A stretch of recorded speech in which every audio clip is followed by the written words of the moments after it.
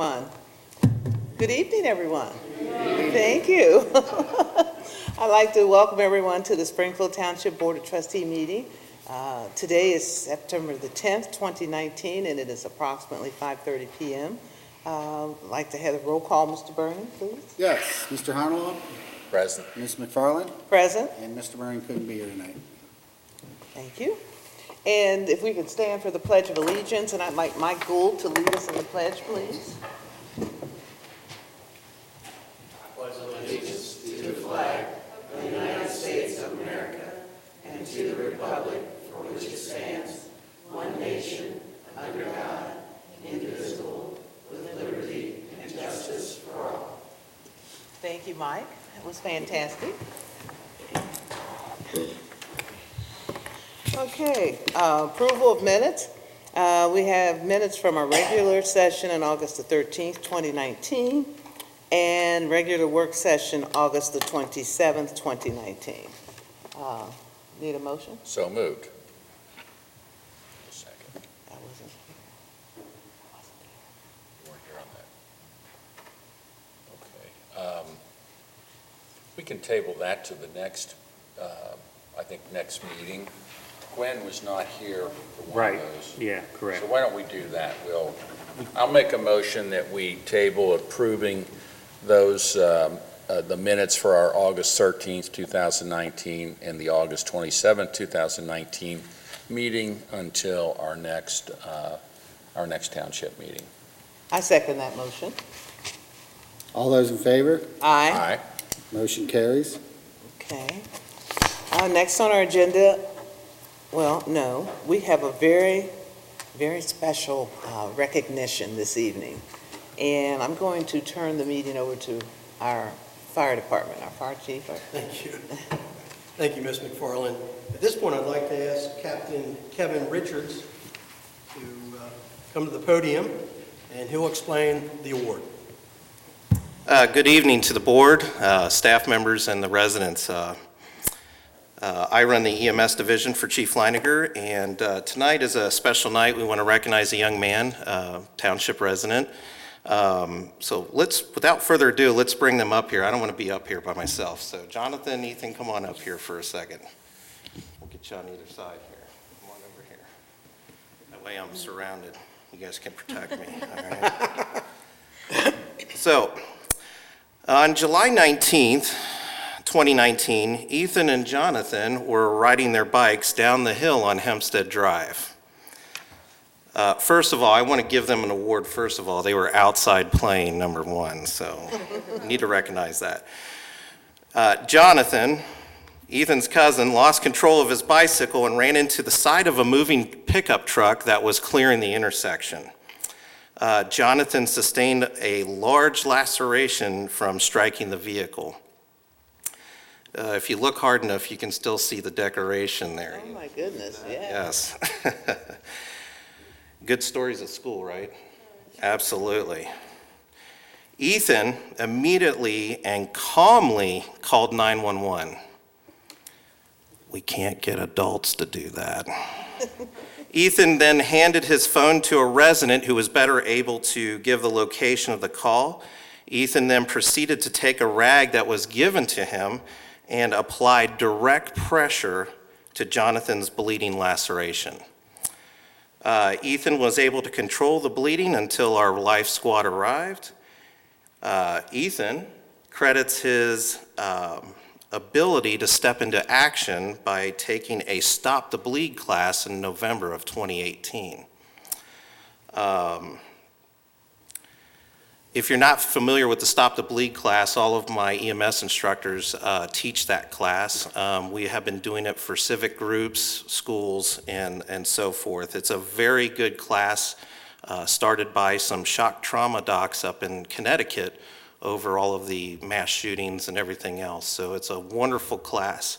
We have Wendy from UC Health here. That was one of the instructors. She's kind of the cheerleader through UC Health, also giving classes throughout the community as well, along with us. So with that, we would like to present this Good Samaritan Award to Ethan for prompt action and remaining calm in a difficult situation. So we'll have the chief bring up the award here.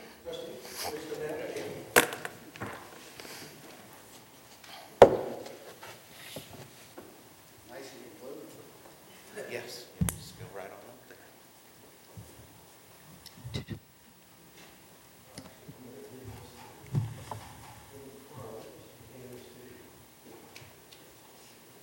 Okay.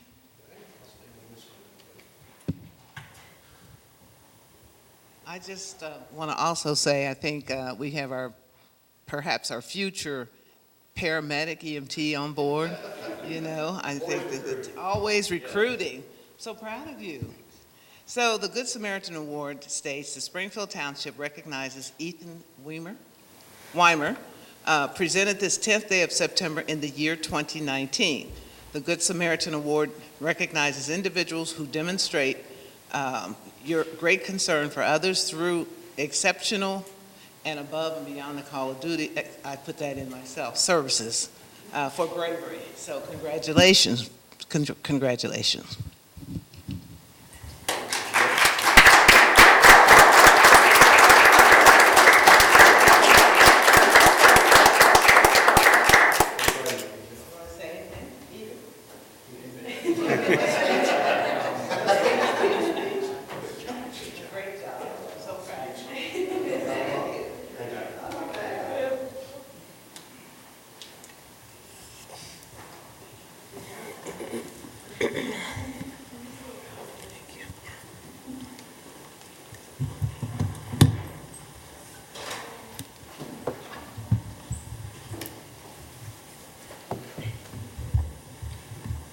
Can I just ask a question before you leave? Is Wendy here? Which lady is? Yes, ma'am. Wendy, I just wanted to recognize you for the great work that you're doing, and it pays off. We never know.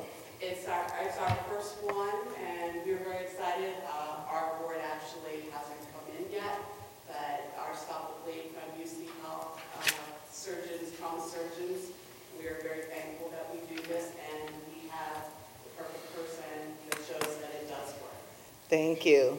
Thank you so much, you. Wendy. Thank you very much.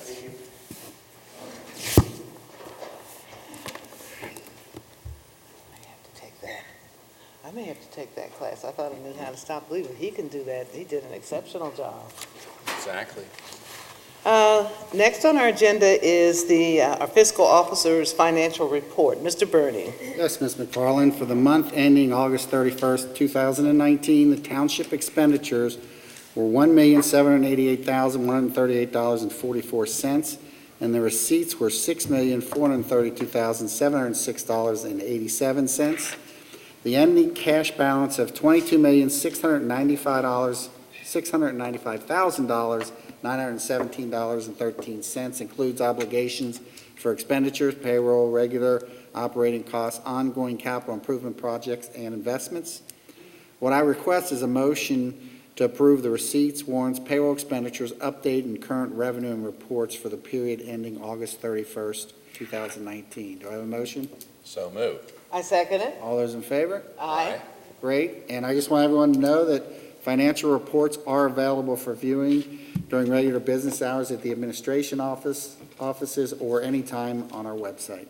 Thank you, Ms. McFarland. Thank you so much for that brilliant report, keeping us up to date. Next on our agenda is departmental action and discussion items. I'm going to turn this portion of the meeting over to our Township Administrator, Chris Gilbert. Thank you, Ms. McFarland. This evening I have a few different action items. Actually, the first you have on your agenda is not actually going to be an action item. The Medi-Account Management Agreement. As you know, Medi-Account is the company that we use to do our EMS billing. I just wanted to let you know that that agreement has recently renewed, and we are in conversations with Medi-Account regarding what a new agreement may look like when this particular agreement reaches its maturity date. So I understand that we have another year left on the current agreement. Is that correct? And it automatically renews every year. So we are in conversation with them now to see what a new agreement may look like as we go forward. Looking at the other agenda items I have here, liquor permit hearing request for B&D Asian Plaza, which actually is the new Nepali market here just next door to us where the Brewers Bagel used to be. So there is a liquor permit request there, and I guess there's no objections, correct, Chief? That's correct. We've done the required background investigation. We don't have any objection to it. So I would just ask for the requisite paperwork to be sent to the Ohio Division of Liquor Control relative to this particular application. I'll make that motion. And I second it. All those in favor? Aye. Aye. Motion carries. Lastly, I do have a request to add an approved caterer to the Grove caterers list, Taste of Belgium. Is requesting to be an approved caterer, and I don't believe there's any objections. And Laura, have they filed all their required paperwork? They have, we need to get one updated license, but I don't think that'll be an issue. So Okay. pending the Okay. receipt of that. we Okay, can approve it. so I would just ask for a motion to approve Taste of Belgium to the approved caterers list for the Grove pending final legal review of their application. So move. Second it. All those in favor? Aye. Motion carries. Thank you. Next, I have a few different discussion items. First, I'm going to turn it over to Chief Leiniger to talk about a mass casualty exercise you're going to be having down at Great American Ballpark, correct? Yes, that's correct. Yes, Mr. Gilbert, thank you. On September the 19th, we are going to be having a full-scale exercise, better known as a mass casualty incident, at the Great American Ballpark. Through the collaboration of multiple partners and agencies such as the Hamilton County Emergency Management Agency, hospital representation, Greater Cincinnati Hospital Collaborative, we are putting on this large-scale event to primarily test our efficiency and our capability to handle a large-scale event. We know that we can do the job day in and day out, handling our own communities, but when there's a large-scale event, that's when we're really tested. We are starting at 7:30 in the morning. We will be transporting 300 victims to 6 area hospitals, which will no doubt challenge their ability to handle the capacity. But through that we will find there will be certain things that we'll do extremely well, and we'll do some things that maybe we won't do as well. But either way, it's to really test our efficiency and our effectiveness. We will test and evaluate communications. We will test logistics. We will be transporting, actually 200 will be transported by bus. 100 of the victims will be transported by 40 area life squads, the suburban fire departments, as well as the Cincinnati Fire Department. And we'll check to see how efficient and effective we can be under a mass casualty type event. This is an exercise, but it is to learn from best practice, and then hopefully we will never have to experience something like this, but if we do, we're better prepared. And I just have to share with you, Chief, you make it sound so easy and casual, but it's very detail-oriented. And every individual that participates in this is being monitored by someone else for effectiveness and best practice as well. Yes, ma'am, that is correct. And something I really wanted to point to the board was that Springfield Township's actually taken a lead role in this exercise. We will have 4 command officers in various roles during this exercise, and as well as having 2 of our ambulances will be transporting victims to area hospitals. Fantastic. Very good. Very you. good. Thank you, Chief. Next on the agenda, we have our personnel update. In the fire department, we had the resignation of part-time medic firefighter Wesley Higgs, August 21st of 2019. I believe Wesley was hired as a full-timer with the city of Cincinnati, so we were sad to see him go, but understand why he chose to leave. Looking at promotions, we did have 2 promotions of part-time firefighters to full-time status. Jason Eckhoff, official date of hire August 30th of 19, and then Madeline Cinquena, official date of hire September 9th, 2019. So we welcome them to the full-time ranks, and I'm sure they'll do an outstanding job. I had the pleasure of meeting both of them before we made that offer, and I think they'll be great. In the Public Works Department, we did have the end of the seasonal position for Madison Mays of August 16th, of 2019. And then in the community center, we did have the hiring of Coco Dean as a bartender, official date of hire of August 12th of 2019. Shannon Johnson as a bartender of August 30th of 19, and then Bob Ward for a bartender September 4th of 19. And again, as the board is aware, these are bartenders that work at the events that we have at the Grove Banquet Hall when we have various rentals. And with that, I'll turn it over to Kim Flan for Community Events and Programs. Thank you. Just wanted to mention that our first Beers and Gears event is scheduled for this Friday, September the 13th, from 7 to 10 p.m. These are new events, and they will happen every other Friday for the next every other Friday, September 13th, the 27th, and October the 11th.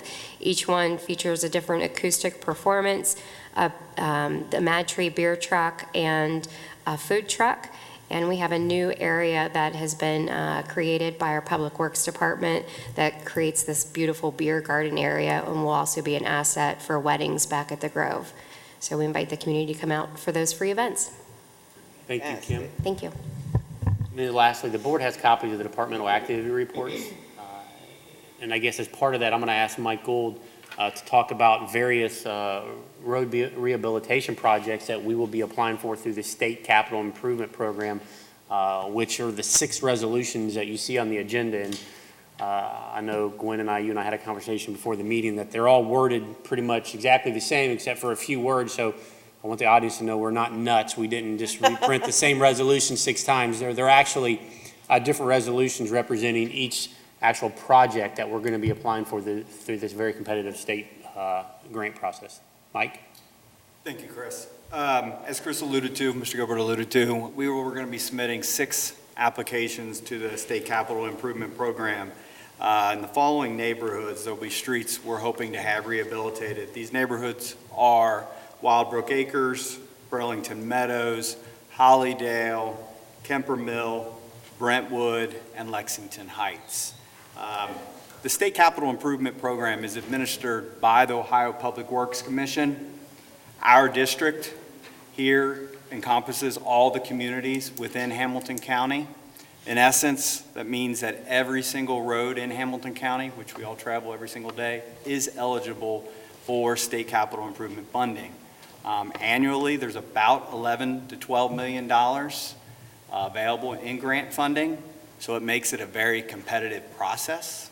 I can give you just a range for our applications. They range from $2.5 million at the highest cost for construction, all the way down to about $700,000.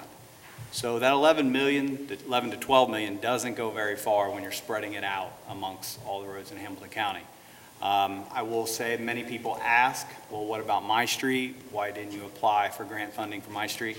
The streets that rate the best and the most likely to get funded are the ones in deplorable condition. I'm riddled with potholes, gravel, those type of things. Streets that we would identify as being in good condition will not rate.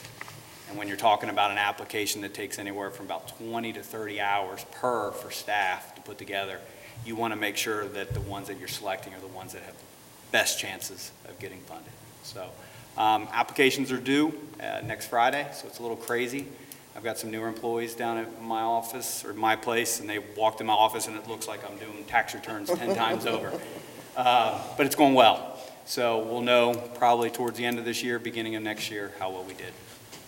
Thank you, Mike. And I think it's worth noting that there's no shortage of roads out there in the township that individuals feel like need to be resurfaced, and I agree with that. As Mike alluded to, every year we try and look at what roads are in sort of the worst shape and pick those that have the best ability to be funded. Now, it isn't just also, there's a lot of variables that go into it. It isn't just the roads in the worst condition. It's the roads that are in the worst condition, but also are within a particular price range that we think a grant would be awarded for. And then also we try and look for roads that, there are several roads together in one particular area so that we can get an economies of scale when it comes to the contract. So there's a lot of different things that are involved. And I know, because I speak to people every week, that they think their particular street is the worst one in the township. I can assure you that I'm sure there's probably at some point that is true, that I'm speaking to the person that actually does live on the worst street in the township, but most often that isn't the case. And, we have 400 streets in Springfield Township. So, and while I understand that people are just focused on their one particular neighborhood or street, we try and apply for different projects every year. So if this year your particular street or neighborhood wasn't applied for and you meet the criteria to be eligible for the grant, most likely it's in our plans to apply for it in the next year. So again, we probably on average, we might apply for 6 projects. If we're lucky, we get 1 funded. If we're really lucky, we would get 2. So under no circumstances do we have any illusions that all 6 will get awarded. But we'll see what happens. I know we've been successful in the past at getting these grants, so we'll see. So I just wanted to make mention of that. Thanks, Mike, for explaining that because of those resolutions. I'm sure people may have questions. So. Well, you know, Chris, I was going to say, and the reason we apply for 6 is because you sometimes don't know how these things are going to rate. We might have a team from the county go out in 1 year, rate the street, you know, give it a low number. The next year, and we don't get funded, we apply again the next year, and we've had them where they'll come back and rate the street a higher number. It hasn't gotten better on its own. It's just sometimes the subjective feelings of of some of the teams that are out making the ratings. And that's why we apply for as many as we can to try and have the best chance of getting some of our taxpayer dollars back from Columbus and putting it back to work here in the community. So. Thank Thanks, you. Joe. Thank you, Joe. Well, that concludes my report, unless there are any questions regarding the departmental activity reports. I have none. Okay. So we're going to begin with the resolutions, and you'll see what we were sharing with you, that you'll hear the same language, but focus on the last maybe 4 or 5 words, which will tell you the differentiation between them. Resolution number 82, 2019, a resolution authorizing Gwen McFarland, Chairman of the Board of Springfield Township Trustees, to prepare and submit an application to participate in the Ohio Public Works Commission State Capital Improvement and/or local transportation improvement programs and to execute contracts as required, here comes the wording, for the balloon rehabilitation project. Need a motion? So moved. I second it. Mr. Honeylaw. Aye. Ms. McFarland. Aye. Resolution carries. The next resolution is resolution number 83, 2019, a resolution authorizing Gwen McFarland, Chairman of the Board of Springfield Township Trustees, to prepare and submit an application to participate in the Ohio Public Works Commission State Capital Improvement and/or local transportation improvement programs and to execute contracts as required for the Brentwood Rehabilitation Project. Need a motion? So moved. Second it. Mr. Honeylaw.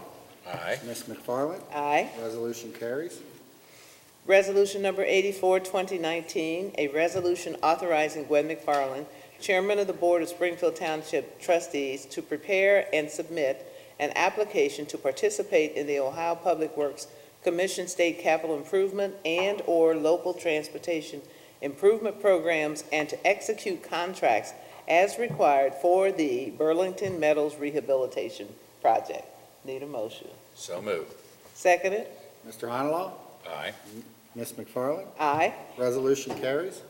The next resolution is number 85, 2019, a resolution authorizing Gwen McFarland, Chairman of the Board of Springfield Township Trustees, to prepare and submit an application to participate in the Ohio Public Works Commission State Capital Improvement and/or local transportation improvement programs and to execute contracts as required for the Hollydale Rehabilitation Project.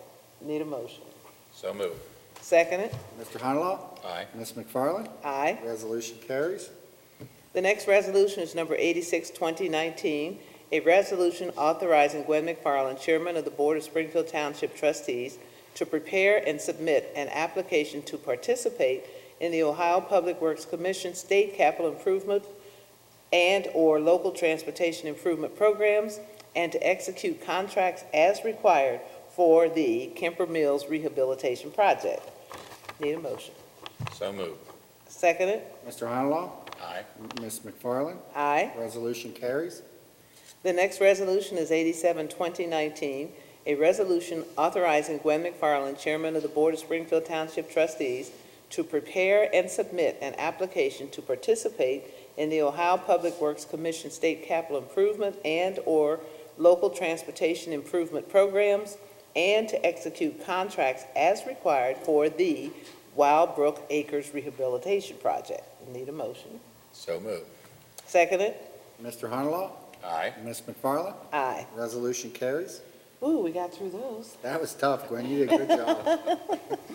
And the other resolution is, another one is 88-2019, declaring motor vehicles located on public or private property in Springfield Township, Hamilton County, Ohio, to be junk motor vehicles pursuant to Revised Code 505.173, and ordering the removal of such vehicles pursuant to Resolution Number 80-2012 and Revised Code 505.871. Need a motion? So moved. Second it? Mr. Honalaw? Aye. Ms. McFarland? Aye. Resolution carries. Okay, and the next resolution is 89-2019, authorizing sale by internet auction of unneeded, obsolete, or unfit for use property in the fire department. Need a motion? So moved. Second it? Mr. Honalaw? Aye. Ms. McFarland? Aye. Resolution carries.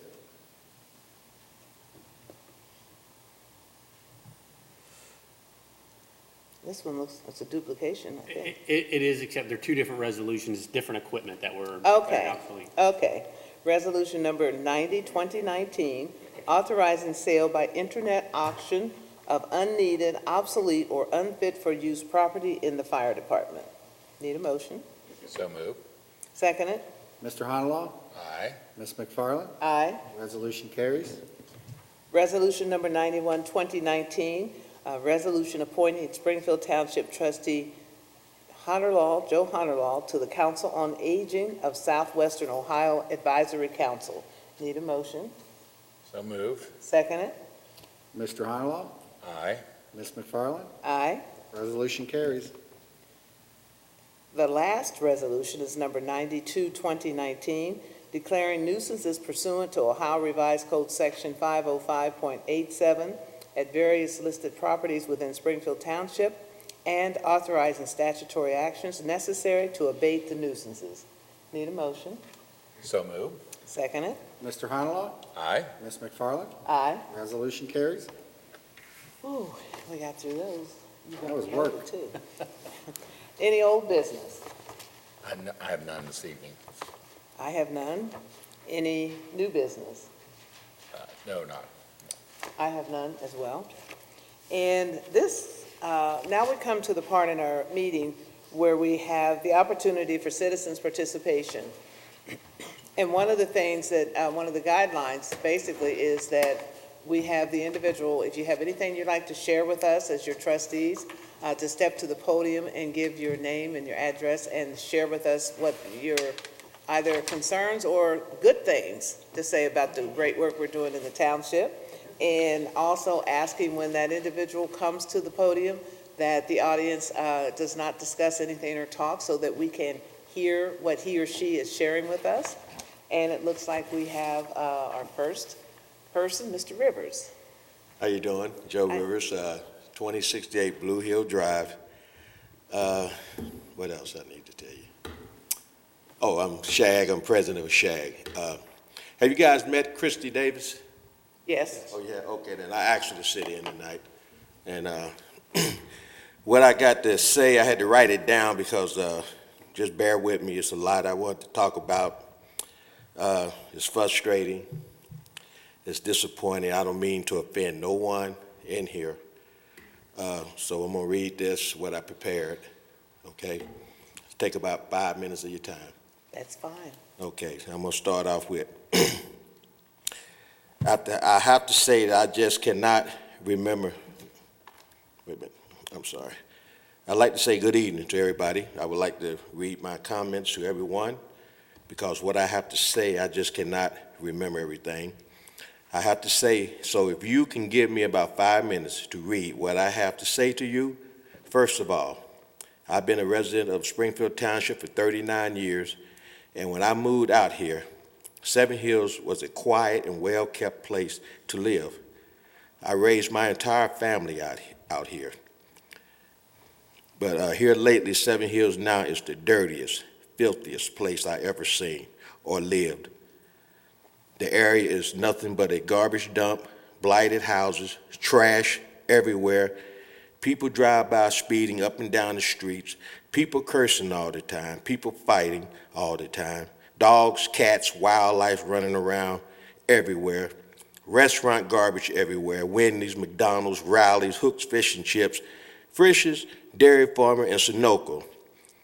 I pick this up almost daily, 2 to 3 buckets of restaurant trash and store trash, just on my street and the next street over. I can remember times when I was younger, I could not get by with certain events in Seven Hills. Like for instance, and I'm going to use myself, I got stopped in Seven Hills and given a traffic ticket for going too slow. The ticket was marked slow speed. I also got one more ticket for loud music from my car and a warning from my home. I also got a warning from code enforcement for my front porch. So what I am saying, years ago, you guys took care of township business. Why did it stop?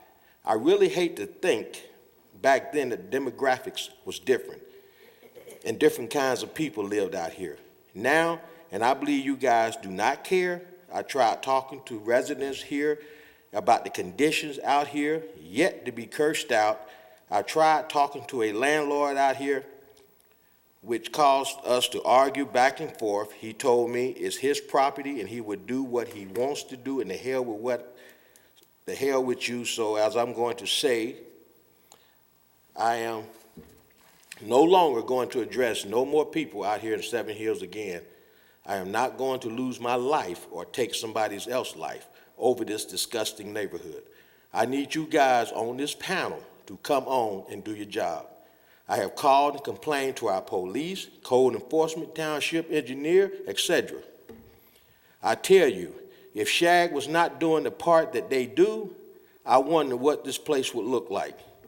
And you know, the sad thing about Seven Hills is it's the same people out here that will not cut their grass, will not pick the garbage from in front of their place, will not stop parking on the grass. You guys keep warning them and warning them. Throw a fine their way. I guarantee you it will stop. You find me back in the day, why not start finding them? They know you guys are not going to do anything. I know quite a few people all over Cincinnati, and word has it, go out to Seven Hills, do what you want to do, sell drugs, prostitute, speed, because they would not do anything. I was helping a neighbor pull his boat in the driveway, and a young man come up to us and asked us, do we need anything? And I said, well, what? He pulled out a bag of marijuana, some crack, some powdered cocaine, and some pills. And we said no. He got in his car and left. Never knew me or my neighbor. The garbage is a very bad problem. Someone threw trash all over Spruce Hill one day, hundreds of lottery tickets, half-eaten food, cars running all over it, and scattering it all over the road until I cleaned it up. Garbage can sits on the street almost until the garbage day again. The business on Hamilton do not clean the trash off their lots. This is just a mess. This is just a mess. Our only park looks like an overgrown weed field. The so-called park walking trail that you made is so rutted out, you could easily blow out a knee or ankle. Al Shadakati Park, you guys took that away. So people say it's a lot of kids out there. Well, they do not have no park to play in. What are they supposed to do? People are dumping garbage at the end of an outlet on Aspen Hill, which they said they cleaned it up. Trash and brush is still there. There's a very bad odor coming from there. I complained twice about this. I can go on with what I have to say, but it would take up too much of your precious time. My kids say, Dad, why don't you and Mom just move? I said, it took me 30 years to pay on this property. I don't want to leave this godforsaken place and don't have nothing to leave you guys. But if things do not improve, I will have to do that. And what I need from you guys, let's do your job and don't tell us what you're going to do when election time roll around. And I thank you for listening. Thank you, Mr. Rivers. Is there anyone else?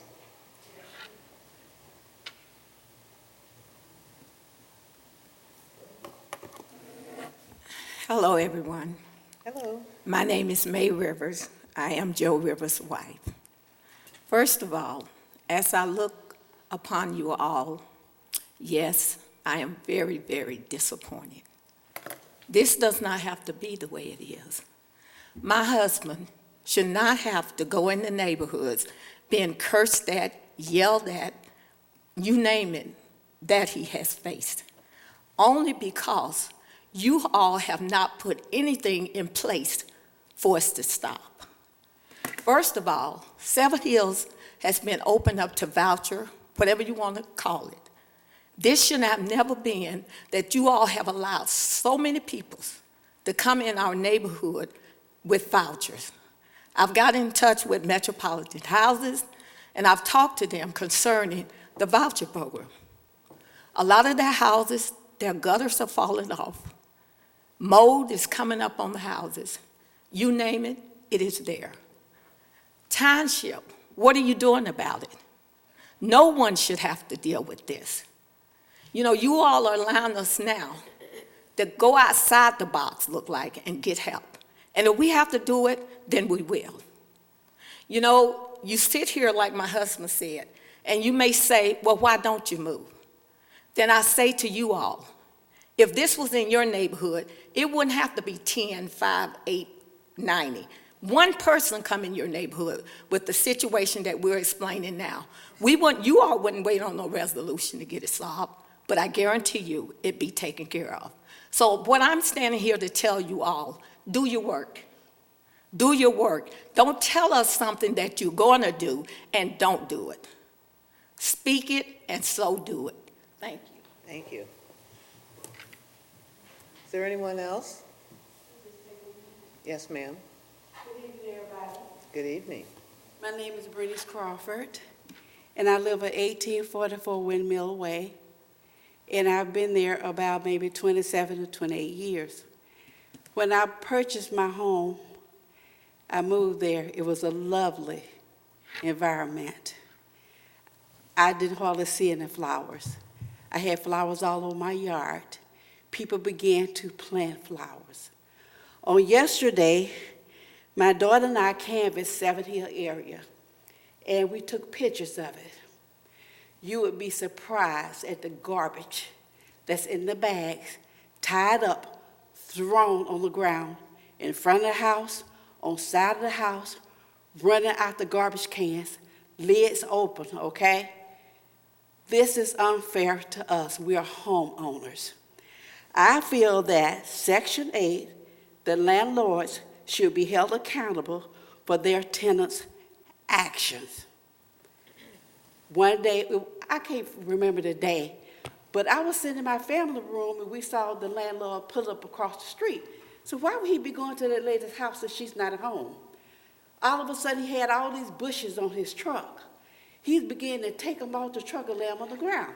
So we opened our curtains, let him know we see what you're doing. Then he pretended he was cutting all the bushes off the trees, okay? He was intending to dump that trash off of his truck in the field that Brother Joe was just talking about behind that ravine behind there. We're just asking you to help us to keep our community, as Opal said, up to snuff, up to par, a place where we live that we can still be proud of.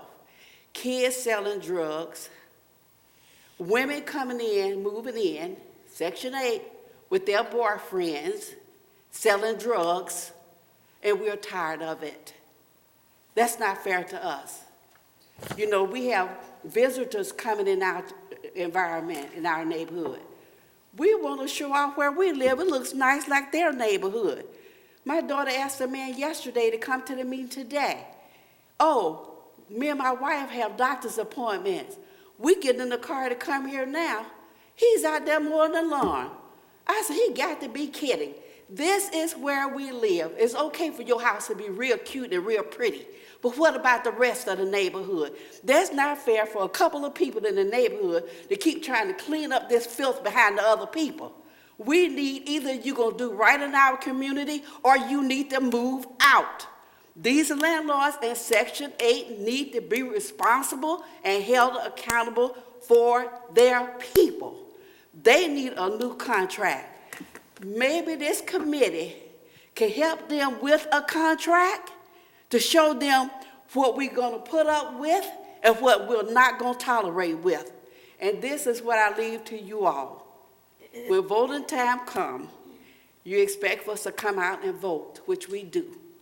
But we also respectfully and hopefully that you work with us to help us keep our community clean. We also saw a house yesterday, and all the windows was broken out, the door was open. Anybody can go in there and do whatever they want to in their house. But apparently all the rest of the street was nice and clean. But it was one house and that one lot next to that one house. It was horrific. And I'm not lying to you. I got the pictures on my camera, on my telephone. We took pictures too. My daughter said, Mama, the lady sitting on the porch, don't take the picture. We got to get out of here. I said they wasn't ashamed to put the garbage out on the street. So why should we be running from them from taking pictures?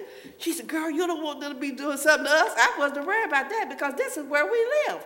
And we want to enjoy coming to the house where we live. So we just asking you all to work with us. And don't forget 7 Hills, because we the last person on that totem pole out near 275. And we want to be remembered too. Thank you. Is there anyone else?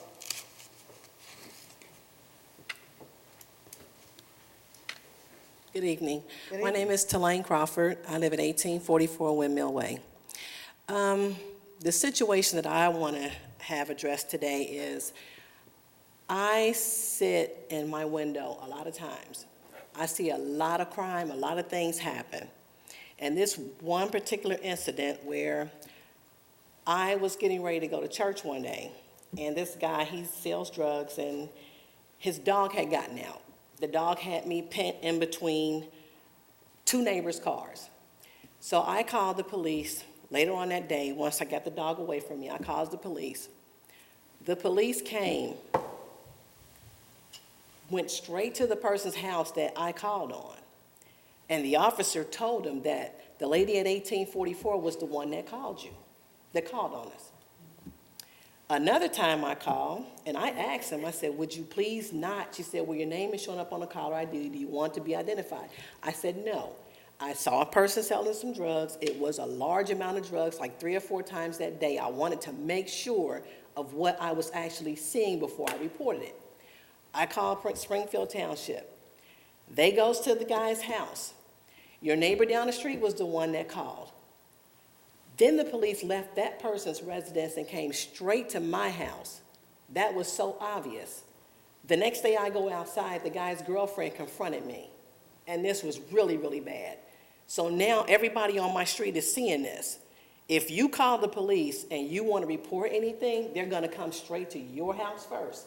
I could see if it was domestic violence and I called for them to come and see about me, but I called to report the bad guys. But I turned out being the bad guy. So now nobody wants to call the police anymore.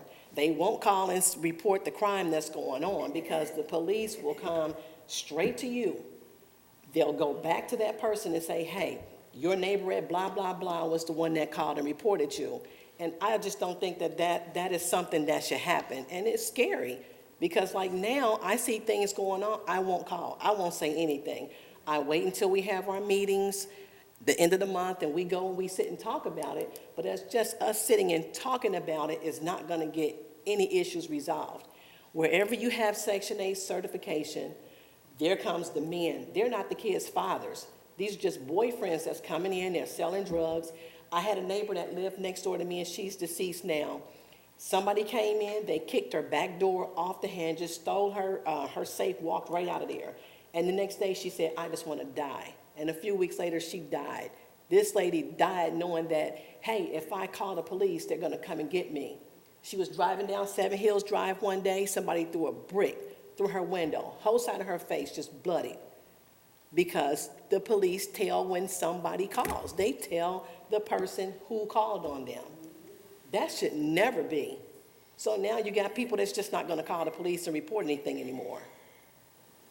So that's the issue that I would like to see somebody do something about it, even though I know your number pops up on a caller ID. But if you're saying, hey, I do not wish to have the officer come to my home, please don't give out my phone number. And the next thing I know, this girl is confronting me saying, I know that you called on my man and blah, blah, blah.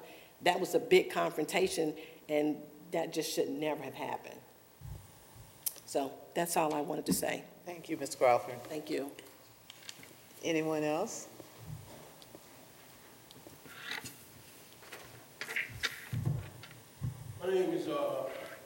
My name is Jacob Williams, and I'm here today. I have some similar concerns that these previous people have. Seven Hills. I'm a retired driving instructor. I go to Seven Hills on a regular basis, been doing it for probably close to 20 years. Okay. Now, the woman who's in charge of the BMV up there, her name is Diane MacArthur. For some reason decided, why, if I'm up there, it's no good. So she got you guys, whatever, to say I'm trespassing or loitering. And all I'm doing up there is selling driving lessons to people who already failed the driving test. Mind you, I've been doing this up there for close to 20 years. I used to be the driving instructor at Best One Driving School, which is right up there in that property.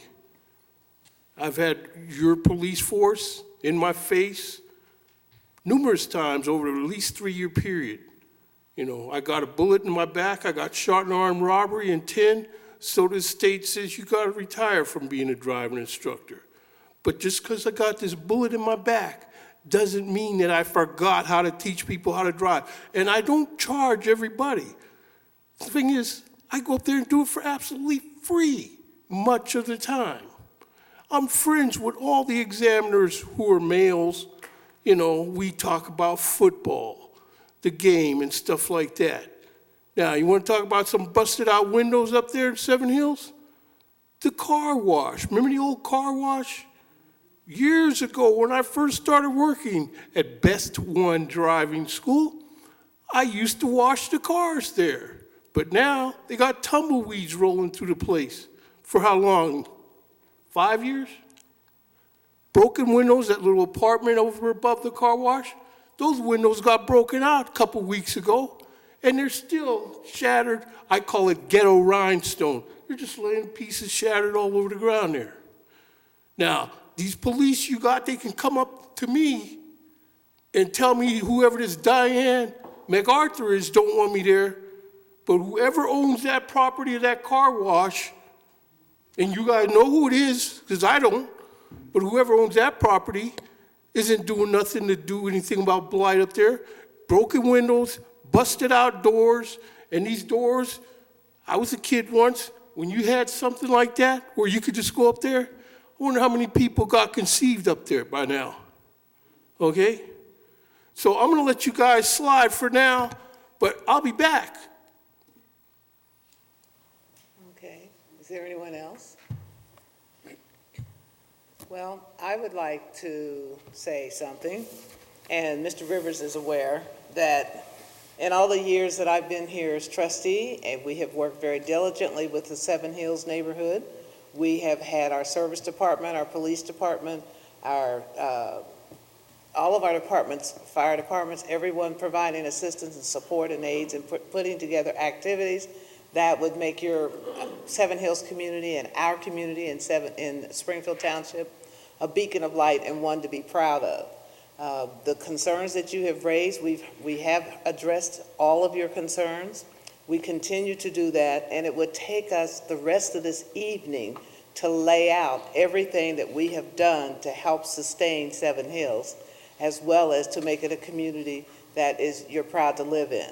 We have no control over behaviors and social issues. For example, the car wash. Now, I recall, and Joe remembers this too, about 3-4 months ago, I went up to Seven Hills for a meeting, and we had the meeting in the car wash because we couldn't get in the church. It had been cleaned, it had been completely cleared up and everything. I don't know if we're aware of the broken glass and the most recent incident. If we are aware of it, I'd like to know have we already addressed it? If we have not been aware of it, we need you to make us aware of it immediately. But I know it was clean, everything was done. We even held the meeting there. So can you give me a status report on the car wash, anyone? Yeah, the car wash, I asked both of our property inspectors. I recognize this past weekend that it had gotten into a deplorable state. So both of our property inspectors were out there on Monday. They reached out the property has just recently changed hands. It is on new ownership, and they're trying to work with the new owner to get everything cleaned up. So from a nuisance perspective, when the property changes hands and goes to a new owner, that means the legal process has to start all the way over. So we are aware of the issues at the car wash. We're taking a proactive stance to it. They've already engaged with the new owner, and we're hoping to get it cleaned up. If the new owner does not clean up, as we've done in the past, we'll run things through the nuisance process, and township staff, Public Works Department will go out there and clean it up. We just have to go through the necessary steps before we can do that. I can remember regarding that car wash, it hasn't been too long ago that the place was full of trash. I mean, people and tell me if I got this wrong, but people would throw mattresses in there, just all kinds of garbage. And what did we spend to clean that thing up that time? It was in the thousands of dollars. We had to bring in trucks and a bunch of men to clean the whole thing out. And what happens? They fill it back up. And it's a frustrating situation. Mr. and Mrs. Rivers, Mrs. and Mrs. Crawford, I understand some of the complaints you have. We have worked on this. Some of these are outside of a township's control. Let me finish, Joe. And we can't control the voucher program. That's the federal government. We can't say, we've had enough vouchers, we don't want any more here. They care less what we say. In fact, Joe, we actually tried. We drafted legislation for your federal legislators to adopt that would limit the amount of housing choice vouchers that could be in any one voting precinct, which is how they track population, right, is in precincts. And they didn't want to move on it. So we, at the local level, we don't have any control over the Section 8 program. And I think beyond that, regarding the park, we have invested a significant amount of money in the park. And if you remember, we put some playground equipment in there, and not a year afterwards, it was destroyed by the same kids that apparently have no place to go to play. So I'm not sure what else, Well, any park in any area, even when I was a kid, parks got destroyed, but you had maintenance guys to fix it. Every park gets destroyed. You can't name a park that kids don't go in and vandalize it. But my question is, why aren't you guys holding these property owners? Why not? You're not. We've had that conversation many times. We done had this conversation a dozen times. I can show you the reports of all the violations that we've issued and the amount of nuisances that we've cleaned up. I would argue that in Seven Hills alone in 2019, we've probably spent in the tens of thousands of dollars in cleaning up private property for the nuisance process. But why you're not holding the property owners? The owners out here just eating up rent. That's how we do it. Getting rent from. If we clean up the property, the assessment goes against the property owner's taxes. Right, it goes on their taxes, so they have to pay for it. We pay for it. We pay for it, but they have to pay through their taxes. We eventually, hopefully, get it back. Look, I tried to talk to him. He had pulled on the grass. I said, hey, we fighting this out here. You guys pulling on grass out here. We don't want our lawns. This is my property. I said, well, you ought to know better. Yeah. You're a property owner. You shouldn't be pulling on the grass. I said, where do you live at? He said, Liberty Township. I said, would you pull on the grass out there? No, you wouldn't. I've had similar conversations with people, Joe. I get it. I've had the same exact phone But we got to hold them responsible. We got to find these people. We got to make them responsible. They need to tell their tenants, you will dump your garbage. You will get your garbage cans off the street at a certain time. You will pay your water bill.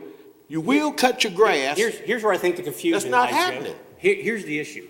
Here's where I think a lot of this is a misunderstanding of what our legal ability is. I can't tell people right now, when they have to take their trash off the curb, their garbage. The landlord can. Okay, but I can't require the landlord to do that is the point.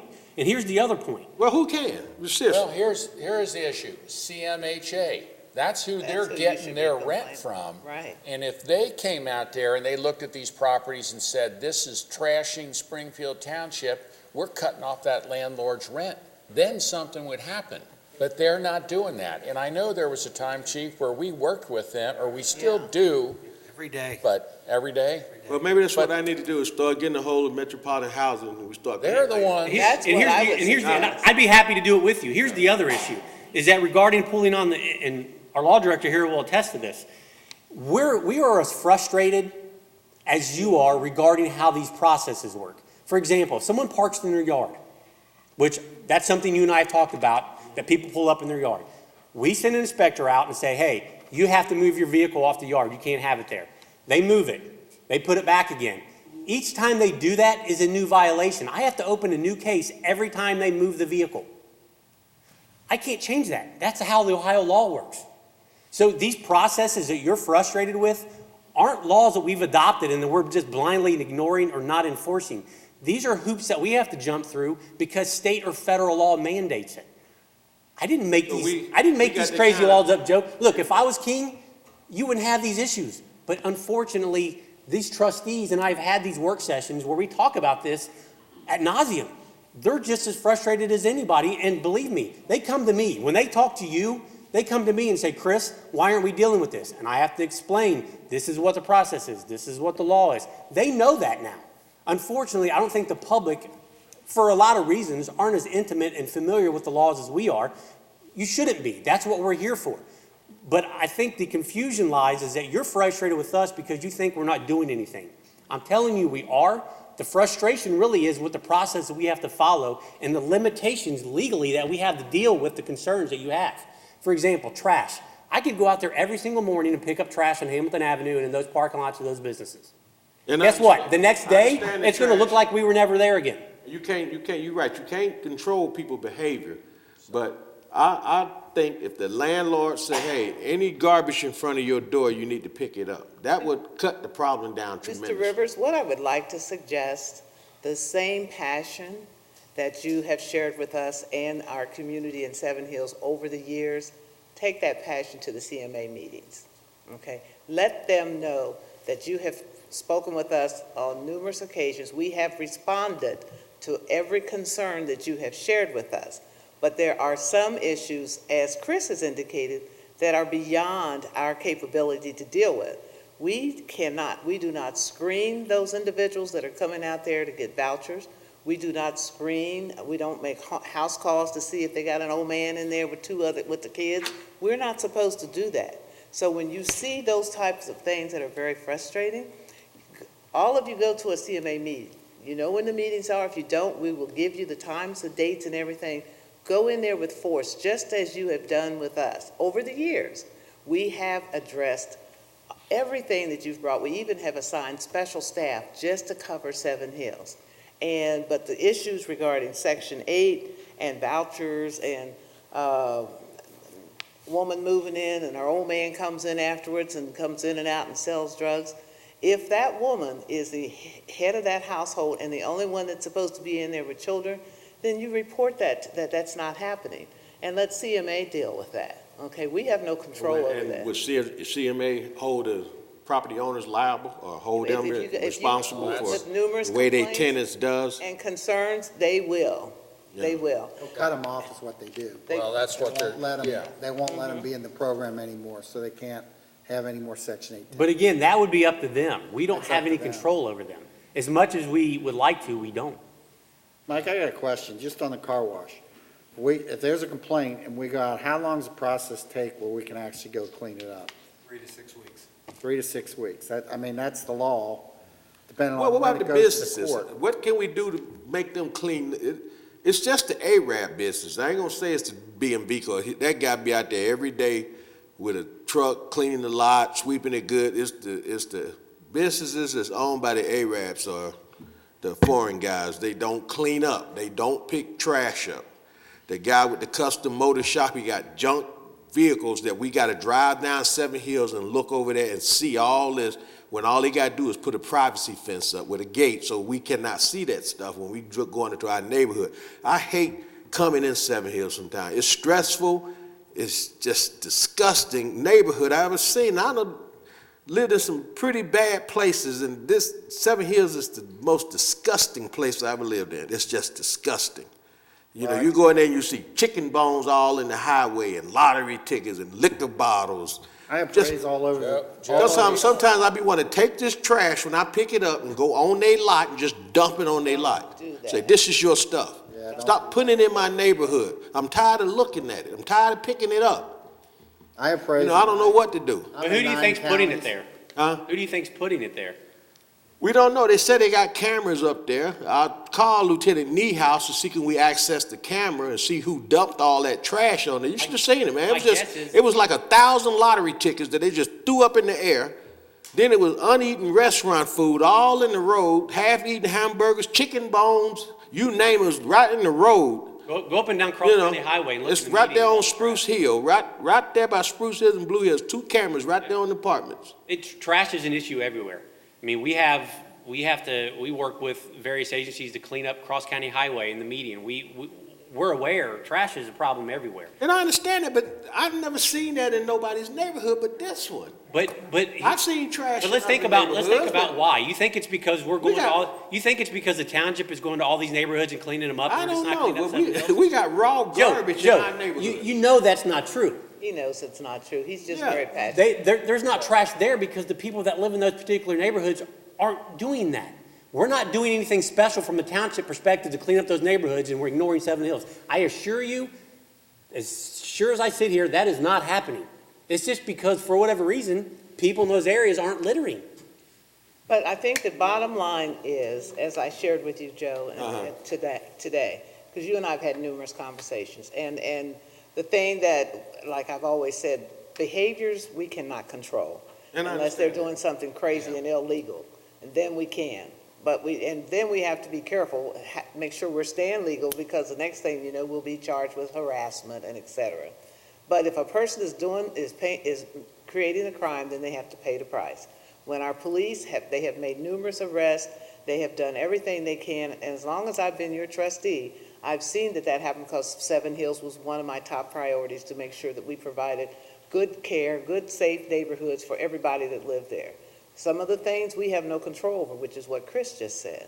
So I would suggest that as many of our residents that are here tonight, that you start attending those CMA meetings. And trust me, I would hope and pray, and I believe that you would begin to see maybe more changes. I'm going to try that.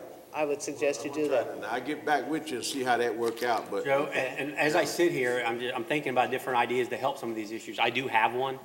Let me talk to the board about it first. I don't want to speak out of turn and put my foot in my mouth like I usually do. Joe will bring it up. He will let you. Let me talk to the board first, and she keeps me out of trouble. All right. So let me see if it'll work, and then I'll get with you. All right. And I would just like to say something. There's one more question. There's a young lady that brought up a concern about making, you can have a seat, Joe, because the young lady raised a concern about if she makes a phone call to the police and the police will come to her house if she reports a particular activity that's illegal in her neighborhood, which is providing from her an unsafe situation, and I agree. Can you explain the process, Chief? If a phone call comes through, if I call in that it's at 6109, let's say Evans Street, there's some drug dealing going on, there's something going on, and or there's a fight, or somebody's getting or shooting up or something. What's the process? That sounds highly irregular to me, and I wish when we're finished here, I want particulars on this because this doesn't typically happen. We receive a lot of calls, and we really don't care who calls us. We don't. Like I said, there's got to be more to this story, and I'm more than happy to look into the particulars of these incidents, because particularly on drug investigations, the last thing we do is go and knock on somebody's door. We open an investigation, and again, that's another one of the processes that we're talking about. It's a legal process that can take a long time. But I can assure you, if you called the police and said somebody just sold a large amount of drugs, we're not going to go knock on their door. That is not a standard police practice. We're a nationally accredited police department. That's not what we do. That's not how we work. So I need to speak with you after this and get the particulars of these 2 calls that you made, because it sounds highly irregular to me. So. That's But not our procedure. That's not our procedure. And you know, sometimes what happens, it happens with property cases too, is that just because a neighbor comes up to you and says, I know you called on me, doesn't mean that we told them that. No, absolutely not. So unless you know for sure that we told your neighbor that, your neighbor could just be saying that because that's the assumption. I take those calls a lot that they say, I know that my neighbor so-and-so called on me. I didn't tell them that, but they assume that anyway. So I think sometimes that happens too. Right, and It was true. It wasn't assumed. The girl confronted me right after it happened. The police officer stood right there. He went to her, he came to me, went to her, and then she said, I know you was the one that told on me. The officer said, your neighbor at 1844, and she confronted me the very next day. Okay, I'm saying in that situation, I'm saying in most situations that isn't how it usually plays out, but he'll figure it out. Okay, if you two can get together after the meeting, so he can get more information and details. If I could say one thing, Excuse me, Joe, could we, Mr. Honorable is stating something. this is directed to everybody who's spoken. If I could say one thing, we've all been in Seven Hills. We've all seen the things you're talking about. None of us here disbelieve, we believe you. And I've seen stuff there and you think, how in the hell can people, do this kind of stuff, live like this? I saw a house where they were throwing their just trash out on their carport. They had the carport full. Instead of, putting it out to Rumpke, they were just filling their carport up with trash. But we got to get, for a lot of those people, as you said, they're on Section 8. We have to get the cooperation of CMHA to do something about this. It is beyond what the township alone can do.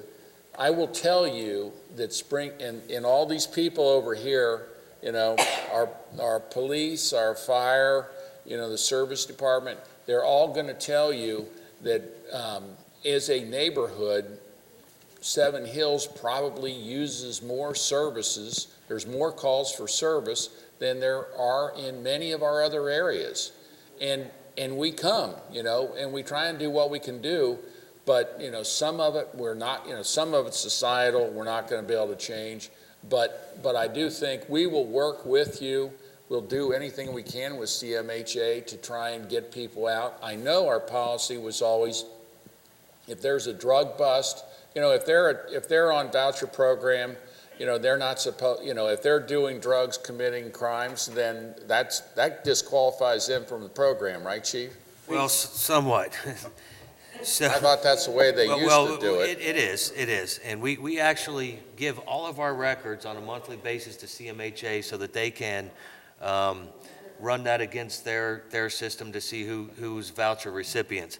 Now, there's been some things I've heard in the past where actually if you live in Hamilton County and your voucher's removed from you, you can go right up to Butler County, which is a mile and a half from Seven Hills, and receive one in Butler County. So again, a system that we absolutely have no control over.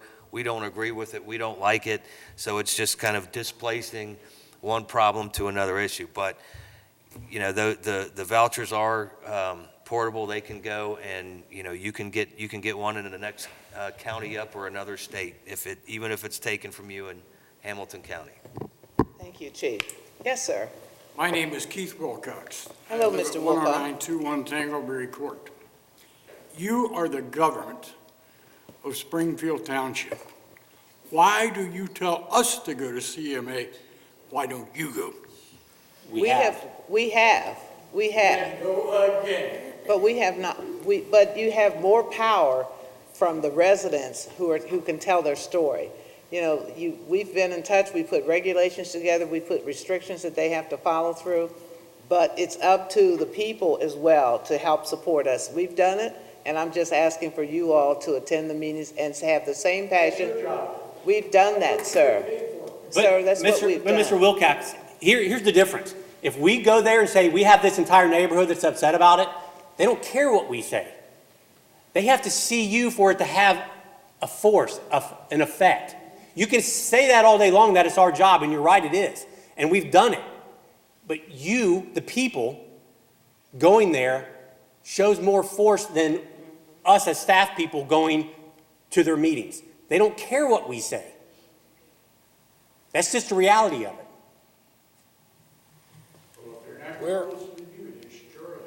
I think they'll listen to I you disagree. more. You'd be I surprised. disagree.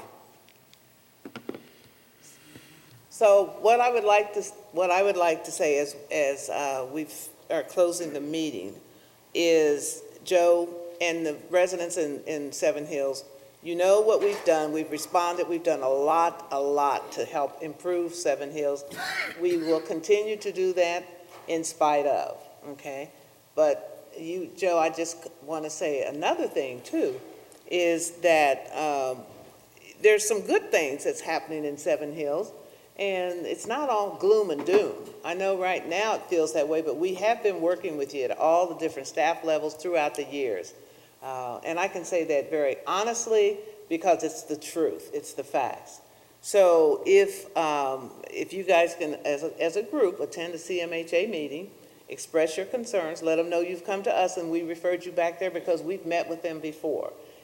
Put the pressure on them from a community perspective as well. We're doing it as elected officials. The other thing is the great things that SHAG has done. Sometimes, and Joe's heard me say this, there's been some great things that SHAG has done and is doing. I know Joe gets very frustrated because he feels like he's the only man out there on an island trying to deal with the Seven Hills issues. He's not, but it feels that way for him. But we've always been here, we've always been available, accessible, and we will continue to do what we can to help support Seven Hills community.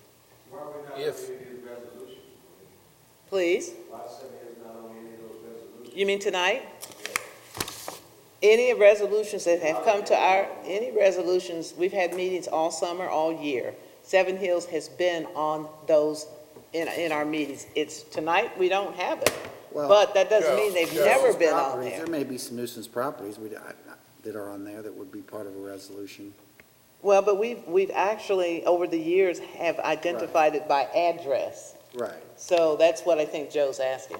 So perhaps, Joe, since this is September, from January through July, August, they've been there, so one meeting, it's not. But if there's some new nuisances that you see, that you feel like we need to have access to that information or needs updated, you know who to go to, and we'll follow up with that and let you know what the outcomes are. I've said this repeatedly, if there are properties with specific violations, yeah, and this is the way this runs across the whole township. We can't have our people out, patrolling all 400 streets, looking at every property all the time. Most of our nuisance cases are complaint driven. Somebody calls in and says, hey, my neighbor's property is a dump. What are you going to do about it? And so that's how the process starts. We've talked about this, Joe. You give us a list. We're going to have somebody inspect them. I know we even talked about if there are abandoned properties out there, we'll go to the Port Authority, see if there's a way that we can try and tear them down. We've talked about this in the past. We'll do that. And if you all want to go, get organized and go to a CMHA meeting, we will put pressure on CMHA to do something for you, at least to enforce the rules they have. But I mean, it's like the chief said, these people, they know how to game the system. All right, then they get kicked out of Seven Hills, they'll go up, a couple miles up the road and they'll get one in Butler County. And then they'll be back, and that's the kind of, but that is something we have no control over. I wish we did. I wouldn't, then we wouldn't be sitting here talking about this. We can get rid of them. And we don't want them in Springfield Township. No, and I'd like to close the meeting by saying something. Joe and my neighbors in Seven Hills, Joe has given us, and you all have written, names, addresses, pages of nuisances. We have responded to those. It's not like we've never done that. So I don't want anyone in this room feeling or believing that we've never addressed those, because we have. And Joe knows we have. Many of you all are aware that we have as well. So after the meeting, I would like the young lady to speak with our police chief And I would, if there's no one else that has anything to say, I'd like to entertain a motion for adjournment. So moved. All in Seconded? favor? Aye. Thank you. Adjourned. So the young lady, if you will speak with our chief.